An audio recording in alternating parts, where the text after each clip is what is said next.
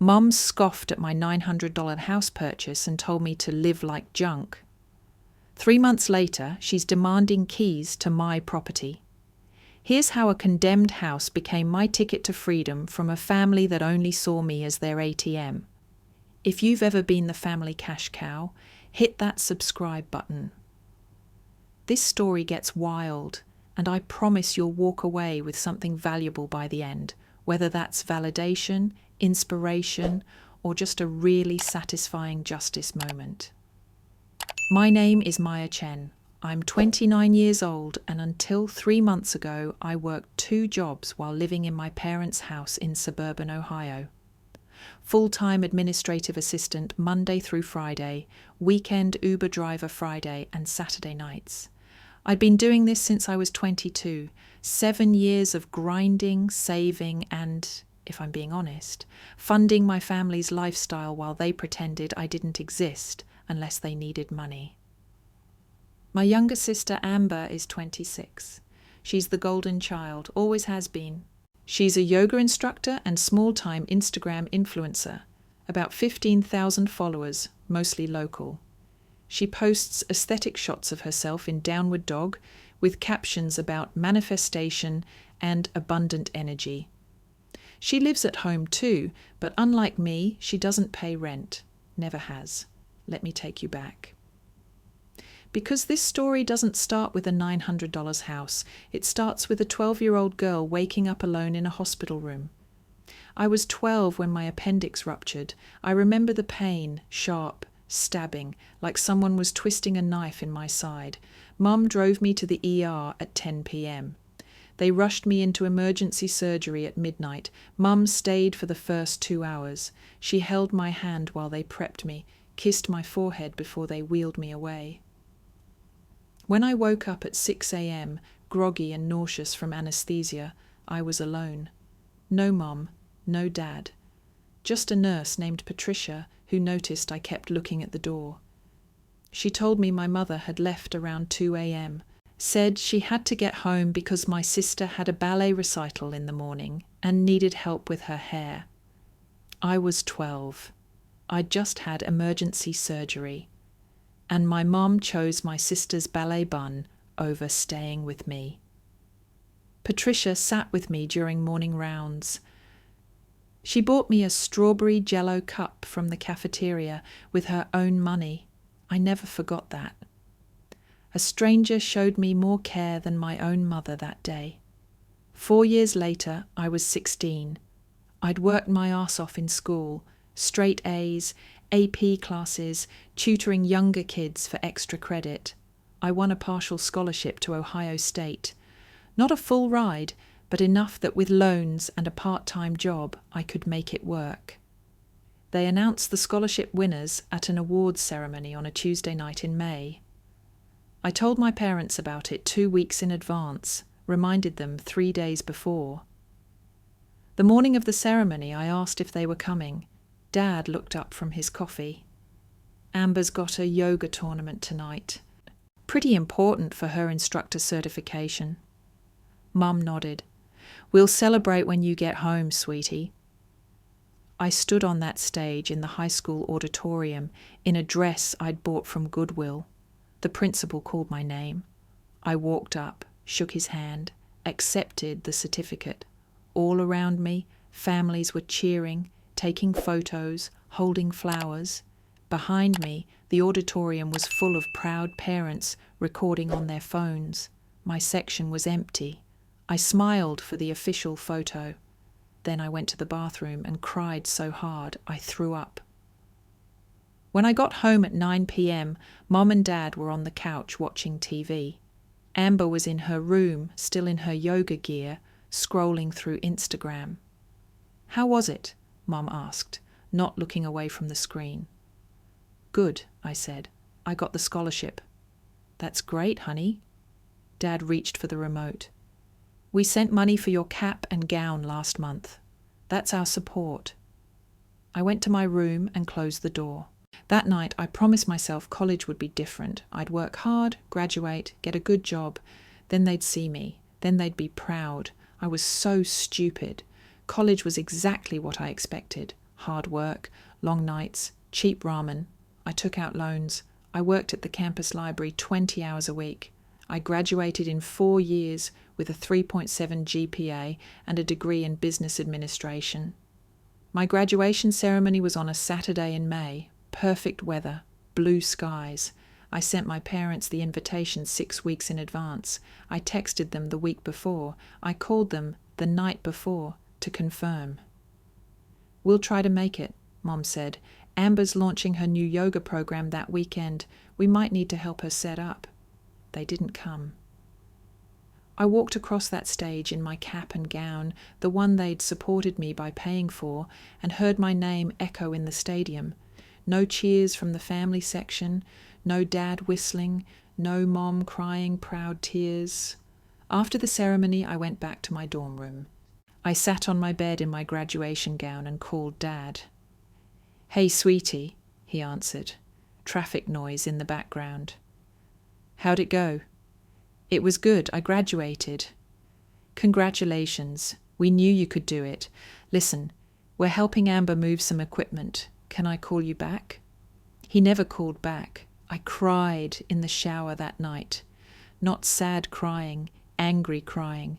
The kind where you're gasping for air and your chest hurts and you realize something fundamental about your life. They weren't going to change. This was who they were. And I had to decide who I was going to be in response. I decided to keep trying because that's what you do when you're desperate for love. You keep trying. When I was 25, I got promoted at my administrative job. My salary jumped from $42,000 to $58,000 a year. It felt like winning the lottery. For the first time in my adult life, I had breathing room. I could save, maybe even take a vacation. Mom organized a celebration dinner at home. She made pot roast, my favorite, or at least it used to be. We sat around the table. Dad poured wine. Amber was on her phone, but she was there. It felt almost normal. Then Mom cleared her throat. "So, Maya, now that you're doing well financially," she began, folding her hands on the table, "your sister has an amazing opportunity." My stomach dropped. "Amber's been accepted into an advanced yoga certification program in Bali," Mom continued, her voice bright. "It's a month-long intensive. She'll come back certified to teach at elite studios, maybe even open her own place someday." Dad jumped in. "The investment is $15,000, covers tuition, accommodation, meals, everything." They both looked at me. Amber finally looked up from her phone. "It would literally change my life. This is huge for my brand." I stared at my pot roast. My throat was tight. $15,000 is a lot of money. "You just got a big raise," Dad said, like it was simple math. "You live at home. Your expenses are low. Family helps family, Maya." That phrase, family helps family, I'd heard it my whole life, but it only ever went one direction. "When's the program?" I asked. 6 weeks, Amber said. "I need the money in 2 weeks to secure my spot." I looked at her, really looked at her. She wasn't asking, she was expecting, like this was already settled, like my money was already hers. "Okay," I said quietly, "I'll transfer it next week." Mom's face lit up. "Oh, Maya, thank you. This is going to be incredible for Amber." Amber smiled at her phone. "Thanks, sis. I'll send you pics from Bali." She never sent pictures. She never sent a thank you text. But she did post Instagram stories from business class, an upgrade she bought with my money without asking. That $15,000 was supposed to be my emergency fund, my safety net, the thing that kept me from being one car accident or health crisis away from disaster. I gave it to my sister for yoga certification in Bali, and that was just the beginning. Over the next 4 years, the requests never stopped. In 2021, Amber's best friend was getting married. Destination wedding in Mexico. Amber was the maid of honor. She needed $8,000 for flights, hotel, dress, bachelorette party expenses. I can't say no, she told me over FaceTime. It would ruin our friendship. I wasn't invited to the wedding, but I paid for Amber to go. In 2022, Mum had emergency medical bills. She called me at work, crying, "We're going to lose the house if we can't cover this." I transferred $12,000 that afternoon. I found out 6 months later from a family friend that the emergency was elective cosmetic surgery Mom wanted, but insurance wouldn't cover. In 2023, Amber needed a car. Her old one was embarrassing for her brand. Dad called me. "Can you help with the down payment? She needs reliable transportation to get to yoga studios." I sent $6,000. Amber got a brand new white SUV. I kept driving my 2015 Honda Civic with 140,000 miles. Let me add that up for you. $15,000 for Bali, $8,000 for the wedding, $12,000 for Mum's cosmetic surgery, $6,000 for Amber's car. That's $41,000. $41,000 over 4 years. That's every penny I saved in my 20s. Gone. And here's the thing, I never said no, not once. Because every time they asked, there was a small, pathetic part of me that thought, maybe this time. Maybe if I give this, they'll see me. They'll appreciate me. They'll love me the way I need to be loved. But they never did. I was 29 years old, working 2 jobs, still living in my childhood bedroom, paying $800 a month in rent to my parents, while Amber lived there free. I had $2,400 in my bank account, 7 years of full-time work. That's all I had to show for it. And then came March 2024. It was a Sunday dinner. Mum made pot roast again.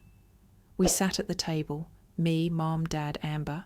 Amber was scrolling through Instagram, double-tapping aesthetic sunset photos. Mum set down her fork. So, Amber's yoga studio is organising a 3-week retreat in Costa Rica. I stopped chewing. "It's a professional development thing," Amber added, still looking at her phone. "Networking with wellness influencers. Major brands will be there. Could land some sponsored content deals." Dad looked at me. Just looked at me. Like I was supposed to know what came next. "She needs $8,000, Mom said. My chest tightened. I don't have that." "You just got your tax refund, right?" Dad asked. I had gotten my tax refund. $2,300. Combined with my savings, I had about $4,700 total. That was supposed to last me until I figured out what the hell to do with my life. I was saving that for what? Amber looked up from her phone for the first time. "You don't do anything. I'm building a brand. This is an investment in my future." "Maya, don't be selfish," Mum said sharply. "This is for Amber's business. This could be her big break." I looked at my plate, at the pot roast I couldn't taste, at my family who only saw me when they needed money. Something cracked inside me. "I'll think about it," I said. "What's there to think about?" Dad's voice had an edge.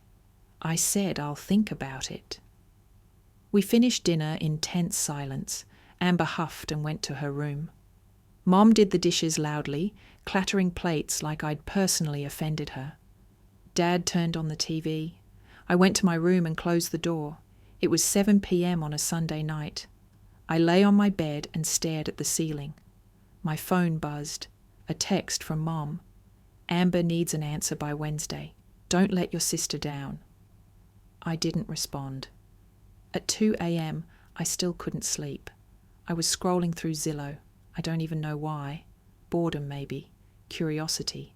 Some masochistic urge to see what I could have owned if I hadn't spent $41,000 on my family's dreams. Then I saw it. 127 Maple Street. Condemned property, foreclosure auction, starting bid $900. I clicked on it. The photos were brutal, broken windows, overgrown yard, peeling paint, Interior shots showed water damage, holes in the walls, outdated electrical panels with exposed wiring.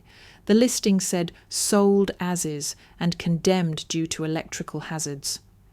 But then I noticed something. The neighborhood. I knew this area. It was 10 minutes from downtown. Trendy coffee shops were popping up. Young professionals were buying fixer-uppers.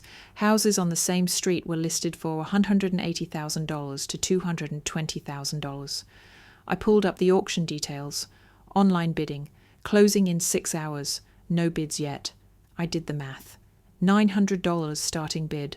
Probably another $500 in auction fees. That left me with $3,300. If I could get a loan, maybe $15,000 to $20,000, I could fix the electrical, patch the roof, make it livable. Even in rough shape, it had to be worth $100,000. Maybe $150,000 if I did the work right. My hands were shaking. At 3:47 a.m., I entered a bid, $900. At 8:04 a.m., I got an email. Congratulations, you are the winning bidder. I owned a house. I didn't sleep. I sat on my bed, staring at the confirmation email until the sun came up. At noon, I posted in our family group chat. I bought a house. 3 dots appeared immediately. Amber. LOL with what money? Then Mom called. What did you do? I bought a house. At auction, $900. $900? Maya, what kind of house costs $900? One that needs work, but it's mine. Where did you get the money? My tax refund and savings. Your savings? Maya, Amber needs... I know what Amber needs, Mom. I've been giving Amber what she needs for 4 years. Don't you dare get selfish now. I hung up. That night they demanded a family meeting. We sat at the same table, the pot roast table, but this time I had my folder, auction confirmation, property deed, inspection report, everything printed. I laid it on the table. This is 127 Maple Street, I said. 2-bedroom, 1 bath, built in 1965, condemned due to electrical issues. I bought it for $900. Dad picked up the inspection report. His face went red. This is a dump. Maya, this is a disaster. You threw your money away. You invested in a money pit while your sister is begging for help? Mom's voice was shrill. Amber leaned back in her chair, arms crossed. This is so embarrassing. My friends are going to think we're poor. God, Maya. It's an investment, I said calmly. Property values in that neighborhood are... It's junk, Mom interrupted. You chose junk over family. I chose an asset over giving you more money. The table went silent. What did you just say? Dad's voice was low. I said what I said. I've given you $41,000 in 4 years. I have nothing to show for it. This house is mine. It's in my name. Nobody can take it. Mom stood up. Her chair scraped against the floor. If you choose that junk over family, then live like junk. Get out of this house. I stared at her. What? You heard me. Get out. Mom, we gave you a roof over your head for 29 years. We fed you, clothed you. And this is how you repay us? By refusing to help your sister when she needs you? I've helped Amber for 4 years. And you'll help her now, or you can leave. Dad stood too. Maya, go pack your things. Amber didn't say anything. She just watched. I felt like I was underwater, like this wasn't real, but it was real. At 10 p.m. on March 15, 2024, Dad put 2 suitcases outside the front door. My clothes, my laptop, some books, that's all I got. Mum changed the locks while I stood on the porch. Amber posted an Instagram story, just a black screen with white text. When family drama gets real. She didn't tag me, but everyone would know. I loaded my suitcases into my Honda Civic.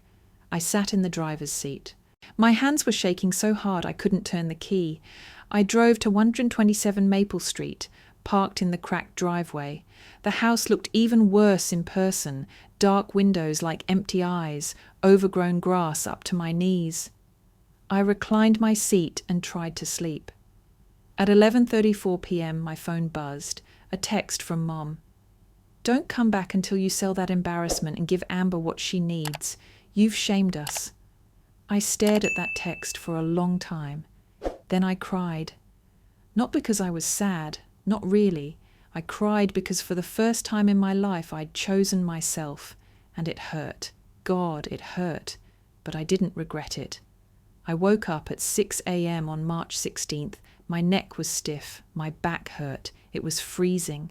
I could see my breath in the car. I looked at 127 Maple Street through my windshield. Broken windows, sagging porch, weeds everywhere. It was mine. Nobody could take it from me. That thought, that one thought, made everything worth it. I drove to the gas station, washed my face in the bathroom, bought a coffee, sat in my car and Googled how to renovate a condemned house. At 7:15 a.m., a pickup truck pulled up next to me. A woman got out, mid-30s, work boots, tool belt hanging from her jeans. She glanced at my car, then at the house, then at me. "You bought 1 to 27? She asked. I nodded. "I'm Sarah Martinez. I'm a contractor. I looked at this place before the auction, but I didn't have the cash." She studied me. "You planning to flip it?" "I'm planning to live in it." She raised her eyebrows. "You know it's condemned, right?" "Yeah." "You know what that means?" "I'm about to learn." Sarah laughed. Then she saw my face, really saw it, the puffy eyes, the exhaustion. "You okay?" she asked. And I broke. I told her everything, the family, the money, the fight, sleeping in my car, all of it spilled out in the parking lot of a gas station at 7:30 a.m. Sarah listened. When I finished, she nodded slowly. "I've renovated 4 houses in this neighborhood," she said. "This one's a gold mine if you know what you're doing. The bones are good.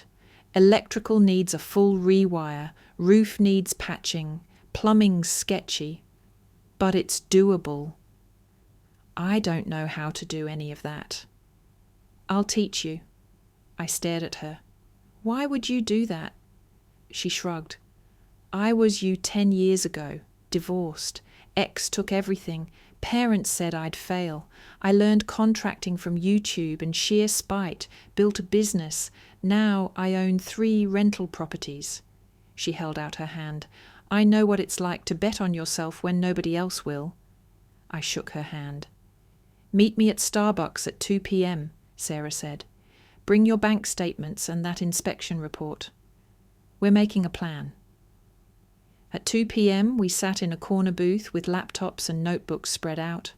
Sarah drew diagrams on napkins. "Okay, here's how we do this. Phase 1. Make it livable. Fix the electrical so you don't die. Patch the roof so you don't drown.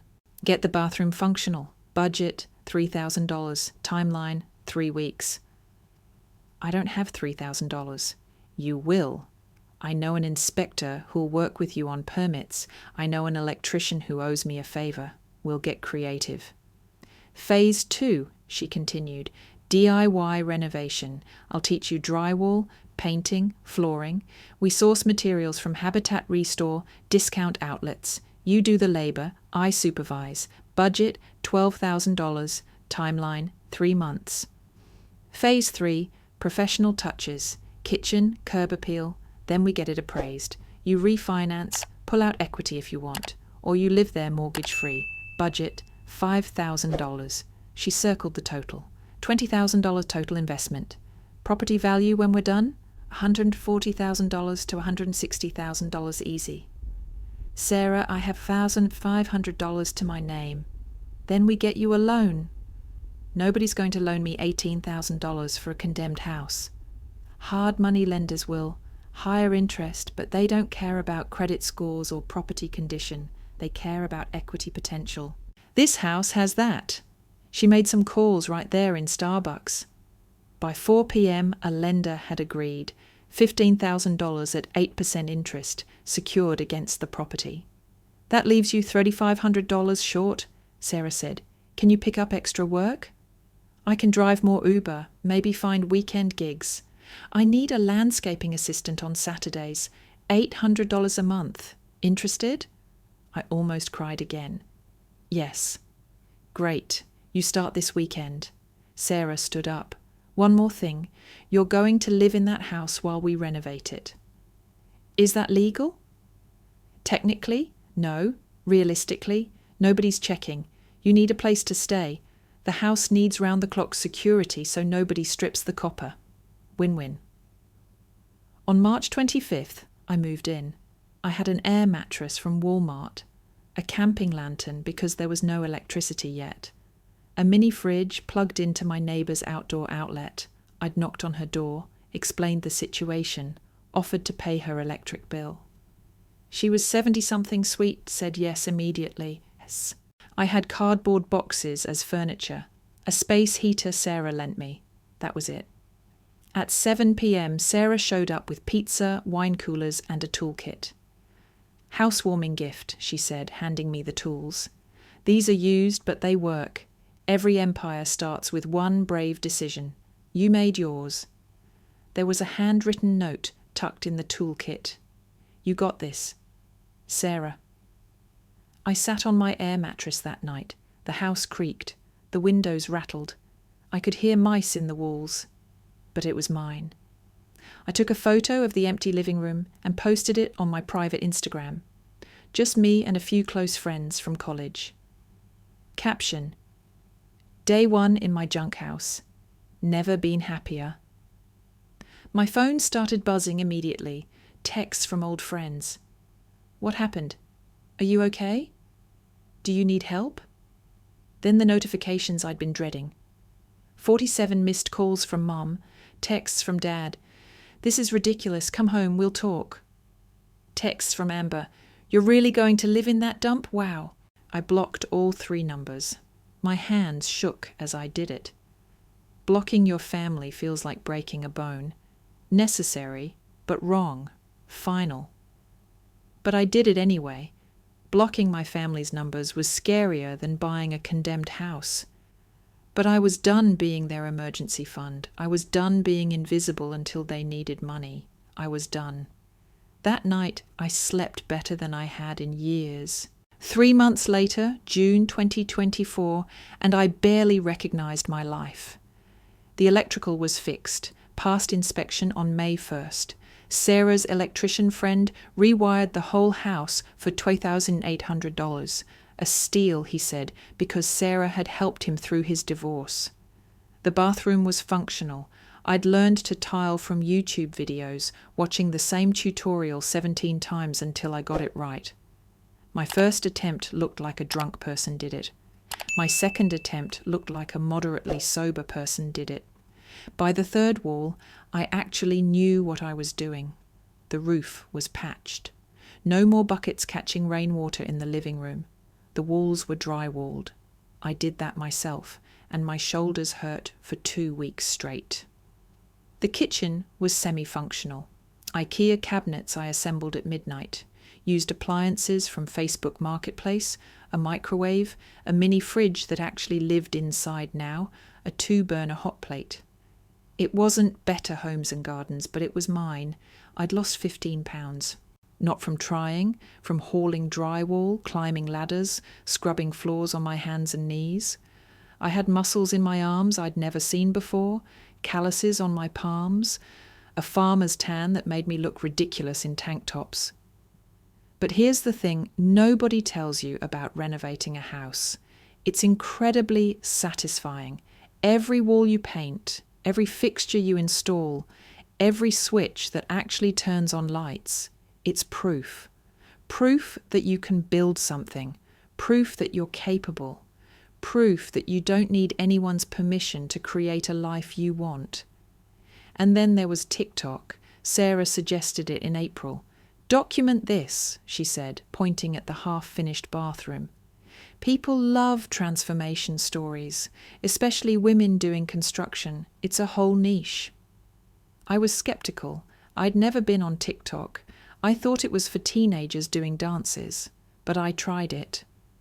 First video, me in a Home Depot t-shirt and paint-stained jeans standing in front of the house. My family kicked me out for buying this $900 condemned house instead of funding my sister's wellness retreat, so I'm fixing it myself. Here's day 1. I posted it at 11 p.m. and went to bed. By morning, it had 47,000 views. The comments were overwhelming. You're an inspiration. I needed to see this today. Your family is toxic. You're better off. Drop the renovation tutorials. So I did. I posted videos of me learning to tile, me installing cabinet hardware, me painting walls at 2 a.m. because I couldn't sleep, me covered in drywall dust, exhausted, laughing at my own mistakes. By June, I had 340,000 followers. Brands started reaching out. Home Depot wanted to send me tools. Lowe's offered a small sponsorship. A paint company sent me free supplies in exchange for a review video. I made $2,800 in my first month from TikTok's Creator Fund and brand partnerships. $2,800. More than I'd ever saved in a single month while working 2 jobs. Sarah came over one Saturday in mid-June. We were sitting on my newly installed porch, just plywood and 2x4s, but it didn't collapse, which felt like a win, drinking iced coffee. You know this house is worth at least $145,000 now, right? She said casually. I choked on my coffee. What? I ran the comps. Houses on this street are selling for $160K to $180K. Yours needs cosmetic work, but it's livable. The bones are solid. Electrical is brand new. You've increased the value by $144,000 in 3 months. I stared at her. $144,000. Give or take. You put in about $18,000 between the loan and your labor. Your equity right now is probably $127,000, and you're not even done. I sat there on my plywood porch in my paint-stained jeans, and I cried. Not sad crying, disbelief crying. Then my phone buzzed, a text from a number I didn't recognize, but I knew who it was because I'd only blocked her 3 months ago. Amber got a new number. Hey, Mom told me you actually fixed up that house. Can I come see it? I need new content for Instagram, LOL. Also, can I stay with you for a few weeks? My roommate situation fell through and I'm kinda between places right now. I read it 3 times. I showed Sarah. She whistled. The audacity. I typed 1 word. No. Sent it. Within 2 hours, I had 15 missed calls from Mum's number, then a voicemail from Dad. Maya, your mother is very upset. We want to talk about the property. We think it's time to bring this asset into the family portfolio. Let's discuss this like adults. Call me back. The family portfolio. Like I hadn't been excluded from every family decision for 29 years. Like I hadn't been kicked out 3 months ago for buying this junk. I didn't call back. 3 days later, Mum texted. We need to talk. Family meeting. Tuesday, 6 p.m, Applebee's. Don't make this harder than it needs to be. I almost didn't go. Sarah said I shouldn't. But some part of me, the stupid, hopeful part that never fully dies, wanted to hear what they'd say. I told Sarah I was going. She insisted on coming. Not to the table, but to sit at the bar. Moral support, she said, and a witness in case they try some bullshit. Tuesday, June 22nd, 6 p.m. I walked into Applebee's wearing jeans and a clean t-shirt.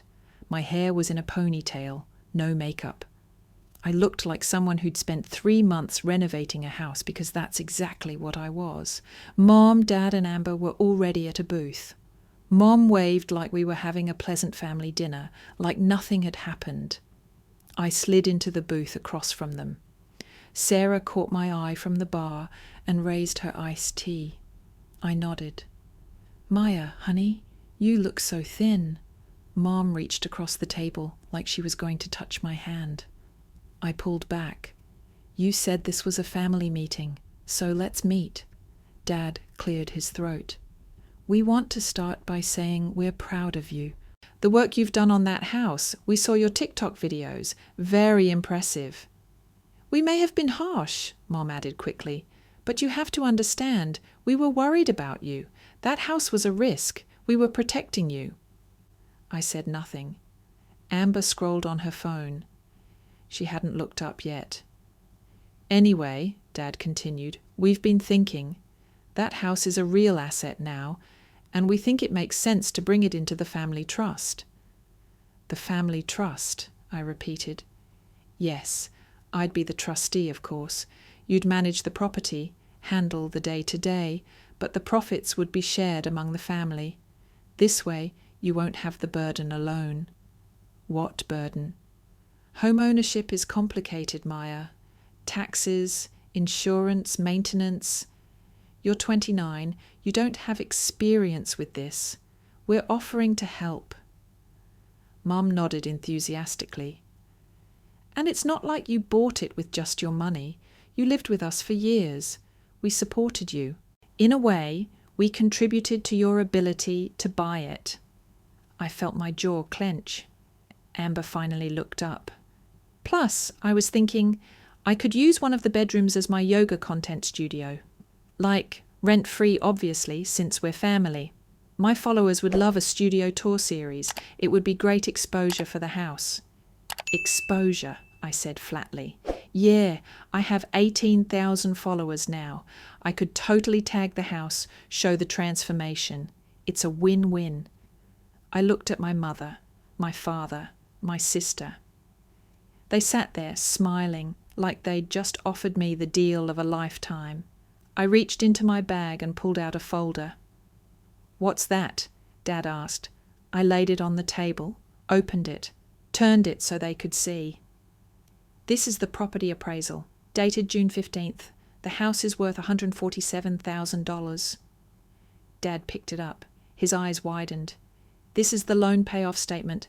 I owe $13,200, which means my equity is $133,800. Mum's mouth opened. Nothing came out. These are my TikTok revenue statements. I've made $8,400 in 3 months from content creation. And these? I pulled out another set of papers, are partnership offers. Home Depot wants to sponsor a renovation series, $15,000 for 6 months of content. I sat back. You called this junk. You kicked me out for buying it. Mum, you told me to live like junk. Mum's face went red. Maya. I did. And in 3 months, my junk is worth more than the $41,000 I gave you over 4 years. $41,000? Dad frowned. That's an exaggeration. Bali trip, $15,000. Amber's friend's wedding, $8,000. Mum's cosmetic surgery, $12,000. Amber's car down payment, $6,000. Should I keep going? Because I have receipts. Venmo, bank transfers, all of it. The table went silent. That was family helping family, Mum said weakly. No, I said. That was me funding your lives while you pretended I didn't exist unless you needed money. We're your family. Family doesn't charge the family cash cow rent while the golden child lives free. Family doesn't kick you out for making a smart investment. Family doesn't come crawling back only when there's money involved. Dad tried to salvage it. Be smart, Maya. You need us. You need family support.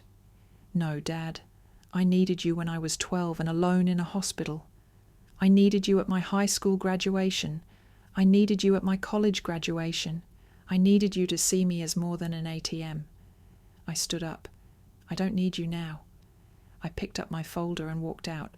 Sarah was off her bar stool before I reached the door. We walked to the parking lot together. Behind me, I heard Mum's voice. Maya, Maya. I didn't turn around. In my car, I sat with my hands on the steering wheel. They were shaking. You okay? Sarah asked from her truck, window down. I don't know. I think so. You were amazing in there. I feel like I'm going to throw up. That's normal. You just set a boundary with people who've bulldozed you for 29 years. Your body doesn't know what to do. That night, Amber posted an Instagram story, a black screen with text. Family drama is so toxic. Some people get one success and forget where they came from. Unbelievable. Within an hour, her comments section exploded. Wait, aren't you the sister from Maya's TikToks? You're the one who wouldn't thank her for the Bali trip? The audacity of this post, LMO, screenshots started circulating, old posts where Amber thanked her anonymous family sponsor for funding her dreams, posts about her Costa Rica retreat that never happened because she couldn't afford it without me. Amber deleted the story. Then she deleted the comments. Then she went private. I didn't post anything about the dinner. I didn't have to. My followers connected the dots themselves. Instead, I posted a video the next day. Me sitting on my porch, morning coffee in hand. When people only want you in their life because of what you can give them, that's not family. That's a transaction, and you're allowed to close that account. 4 million views in 24 hours. The comments were split between people sharing their own stories of family trauma and people calling me cold-hearted for cutting off my family. I didn't respond to either. I just kept renovating. But they didn't stop. July 3rd, email from Mom, subject line, urgent family matter. Maya, your father and I have consulted with a lawyer. Since you lived in our home until recently, there may be legal grounds for us to claim equity stake in any property purchased with funds accumulated during that time. We'd prefer to settle this privately. Please call us. My stomach dropped. I forwarded it to Sarah. She forwarded it to her real estate attorney. The attorney called me that afternoon. This is bullshit, she said. Very professional. You paid rent. You have records of that, right? $800 a month for 4 years. That's $38,400. And the money you gave them, you have records? Every Venmo, every transfer. Then you're fine. If they try anything, you countersue for financial elder abuse. You were coerced into giving money under false pretenses. You have texts, I assume. Hundreds. Perfect. Send them a response. Make it clear you have documentation.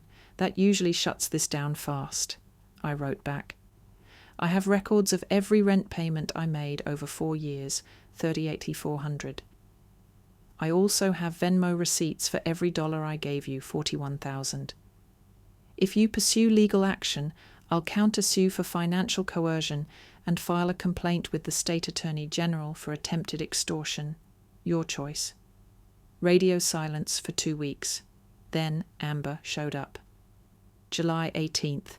I was painting the kitchen. Yellow walls, cheerful, bright, mine. Someone knocked. I opened the door. Amber stood there with 2 Starbucks cups and a bag from Panera. Hey, she said, holding up the cups. Peace offering. Iced caramel macchiato. Your favorite. I stared at her. Can I come in? Why are you here, Amber? I miss you. Her voice was small, vulnerable, the voice she used when she wanted something. I'm sorry for how things went down. I just want to see what you've done with the place. Against my better judgment, I let her in. She walked through the house, phone in hand, taking photos. Oh my God, Maya, this is amazing. The kitchen is so cute. She posed in front of the cabinets, took a selfie. Amber, what are you doing? Just getting some pics. This is really inspiring. 20 minutes later, she left, hugged me goodbye. We should do this more often. I really do miss you. 30 minutes after that, I got a text from a friend. Did you see Amber's Instagram story? I opened Instagram. Amber had posted a photo of my kitchen, her in the foreground, the yellow walls behind her. Caption, visiting family, manifesting my own space like this soon. The comments came fast. Is this the sister who called your house junk? She wants the house now that it's nice. The entitlement? Amber deleted the story 45 minutes later. Too late. Screenshots everywhere. I texted her. Don't come to my house again without an invitation. We're not doing sisterhood now that the junk is valuable. Her response came immediately. You've changed. Money changed you. No, Amber.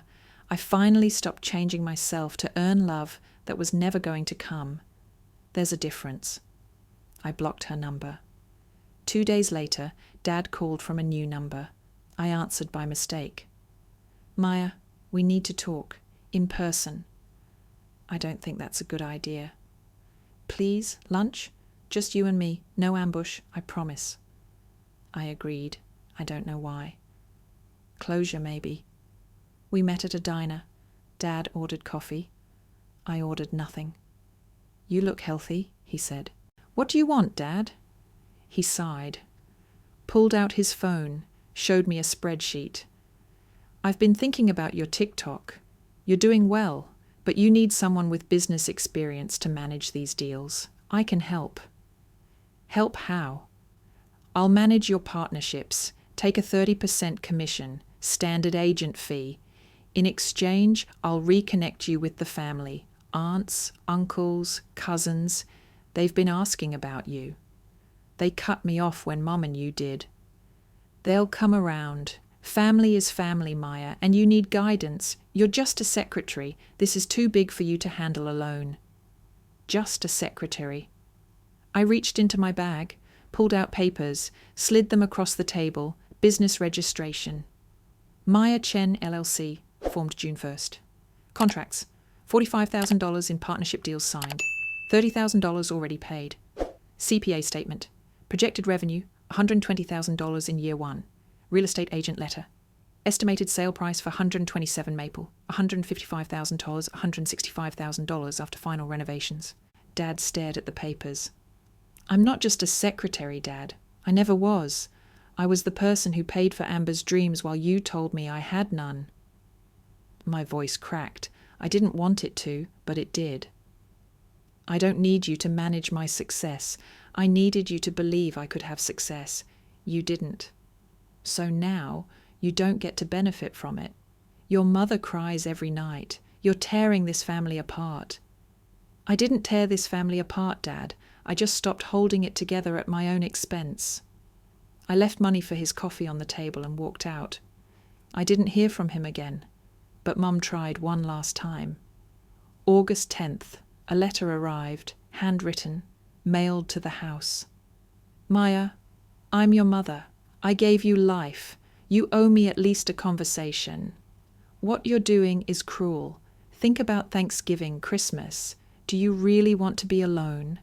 Think about what you're throwing away. We can fix this. Just call me.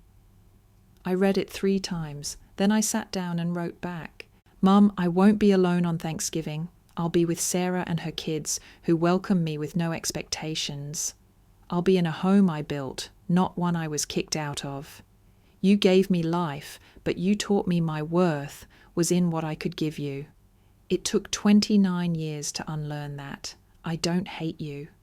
But I don't owe you access to the life I built after you discarded me. I hope someday you understand that family isn't about blood.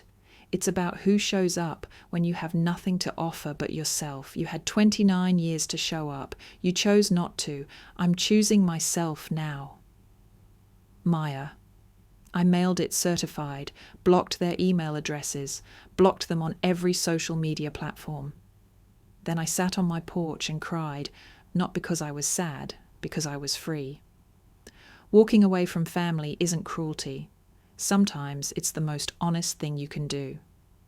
October 2024, 7 months after I bought 127 Maple Street for $900, the house is finished, fully renovated 2-bedroom, 1-bath home, new appliances, fresh paint, refinished hardwood floors, landscaped yard.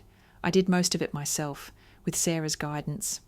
The appraisal came back last week, $162,000. My loan is paid off. My equity is $148,000. I own this house, free and clear. My TikTok has 890,000 followers now. I make between $8,000 and $12,000 a month from content creation. Brand partnerships with Home Depot, Lowe's, Wayfair. I quit my admin job in August. Content creation is my full-time career now. I launched an online course last month. From junk to jewel, house flipping for beginners, made $15,000 in the first month. I have dinner with Sarah and her kids every Wednesday. We're family now. The kind of family that shows up, no strings attached. I joined a local women's contractors networking group. I'm mentoring 3 women through DMs who are in similar situations with their families. We talk about boundaries, about choosing yourself, about building lives that don't require permission. Last week, a mutual friend told me my parents are selling their house, downsizing. Apparently, Dad's business has been struggling. Turns out, I'd been lending them money for years without realizing it. Mum tried reaching out to aunts and uncles for loans. They all said no. Amber's still living with them. No job. Her Instagram is still private. She posted once last month. Taking a social media break to focus on healing, I don't celebrate their struggles, but I don't regret my boundaries either. Some lessons cost more than others. Yesterday I recorded a video on my front porch, golden hour, the light hitting the house just right. This house was never about the $900, I said to the camera. It was about the first time I chose my future over their approval. People ask me, do you regret losing your family? Here's the truth. I didn't lose them. They were never mine to lose. I was theirs to use. The family I have now, Sarah, her kids, the women in my DMs who share their stories, the followers who see me, they see me. Not what I can give them, just me. If you're the family ATM, the invisible one, the one who gives until you're empty, I want you to know you're allowed to stop. You're allowed to choose yourself. You're allowed to build a life where you're not junk. I posted it this morning. 2.3 million views so far. The comments are full of people saying thank you. People saying they needed to hear this. People sharing their own stories of walking away. One comment stood out. I bought a funded $200 fixer-upper last week because of your videos. My family thinks I'm insane. But I've never been more sure of anything. I responded, you're not insane. You're investing in yourself. That's the sanest thing you can do. If this story resonated with you, subscribe and hit that bell. I post every week about house renovations, setting boundaries, and building the life you deserve, not the life people expect from you. Next week, I'm breaking down exactly how I renovated this house for under $20,000. You won't want to miss it. My family still wants in. They're still calling from new numbers, still sending letters. I still say no. My junk house is worth $162,000 now. My peace of mind, priceless. For anyone who's ever been told they're not enough, you are. You always were. They just didn't deserve you. Have you ever felt like you didn't belong in your own family? Drop a comment. You're not alone. And hey, maybe your junk house moment is coming. When it does, I hope you take it. Because the life you build on your own terms is always worth more than the one you beg for.